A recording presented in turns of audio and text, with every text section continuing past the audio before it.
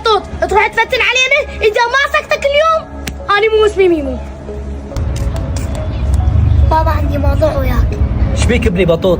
قول شنو الموضوع؟ بابا يوسف وميمو بالمدرسة يقتلوني، بالشارع يقتلوني، حتى الأكل بالشنطة يبغوا يروحون ياكلوه. بابا اكيد اكو سبب، اخاف يطلع صوتك. هذول خوش ولد وانا اعرف ابوهم. معقوله هم من وحدهم هيك يسوون وانت ما مسوي شيء؟ يعني بابا ايش عندي يوم كل ما يشوفوني يموتوني قتل، بالمدرسة يقتلوني، هنا يقتلوني، حتى يعني بعد ما اروح للمدرسة. بابا المدرسه ما لها علاقه بالموضوع، انتوا بيناتكم صغار تتعاركون. ابو صديقي هسه راح اروح له وهو يروي ذانهم اثنينهم. بابا ما دام راح تروح لابوهم العدال ما راح اجي، اشوف انت شو تسوي.